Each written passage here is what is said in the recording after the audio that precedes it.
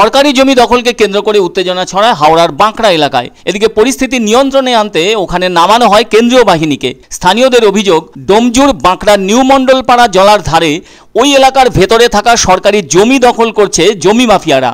প্রাক্তন পঞ্চায়েত সদস্য তথা তৃণমূল কংগ্রেসের সাধারণ সম্পাদক রমজান আলী মোল্লা বলেন, হাওড়া আমতার রেললাইন পার্শ্ববর্তী অঞ্চলে প্রায় 100 বিঘা সরকারি জমি রয়েছে, যা 30% পঞ্চায়েত অঞ্চলে এবং বাকি 70% জমি হাওড়া পৌর নিগমের 47 নম্বর ওয়ার্ডের অধীনে রয়েছে। দীর্ঘদিন ধরেই ওই জলাভূমি ভরাটের ব্যাপারে একদল জমি মাফিয়া কাজ চালিয়ে আসছে।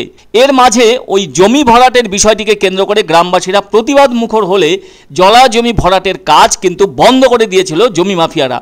শেষ পর্যন্ত গ্রামবাসীদের প্রতিবাদের সেই রেশ কিছুটা মিটতেই এবং স্বাভাবিক পরিবেশ আছে ভেবে নিয়েই তারা নতুন কৌশল প্রয়োগ করেছে। জমি মাফিয়ারা ওই সব জলাভূমিকে টিন দিয়ে ঘিরে আড়াল করে জমি ভরাটের কাজ শুরু করে দিয়েছে। আবার গ্রামবাসীরা সরব হন এবং ঊর্ধ্বতন কর্তৃপক্ষকেও বিষয়টি জানান, কিন্তু এতেও কোনো কাজ না হওয়ায় রবিবার এই ছুটির দিনে ওখানকার বাসিন্দারা প্রতিবাদ বিক্ষোভ দেখাতে শুরু করেন। আর এতে যথেষ্ট উত্তেজনা বেড়ে যায় ওই অঞ্চল জুড়ে। ফলে খবর যায় ডোমজুর থানায়। সেজন্য পরিস্থিতি নিয়ন্ত্রণে আনতে ডোমজুর থানা থেকে ঘটনাস্থলে আসে বিশাল পুলিশ বাহিনী এবং সেই সাথে কেন্দ্রীয় বাহিনীর জওয়ানরা। আপাতত পরিস্থিতি নিয়ন্ত্রণে আসলেও চাপা উত্তেজনা রয়েছে ওই অঞ্চল জুড়ে।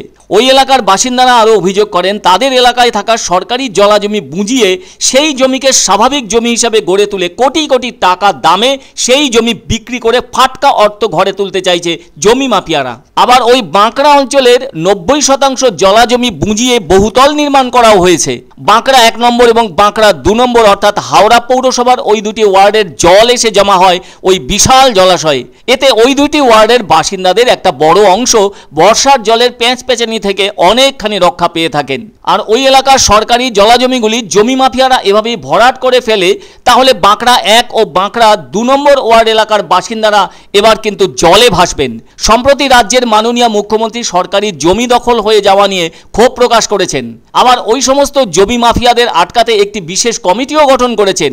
রাজ্য সরকার যখন সরকারি জমি দখল হয়ে যাওয়া থেকে কিভাবে রক্ষা করা যায় তার ব্যবস্থা নিতে শুরু করেছে, তখন তারই মধ্যে বাঁকড়া মণ্ডলপাড়া জলাধার এলাকার সরকারি জমি দখলের অভিযোগ উঠল ওই এলাকারই জমি মাফিয়াদের বিরুদ্ধে। তবে ওই এলাকার বাসিন্দারা চাইছেন এ ধরনের অবৈধ কাজ যেন পুরোপুরি বন্ধ হয়ে যায়।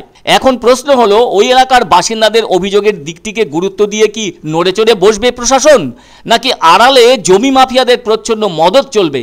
কোনটা স্পষ্ট হবে কিংবা গুরুত্ব পাবে সেই দিকে তাকিয়ে আছেন ওই এলাকার বাসিন্দারা।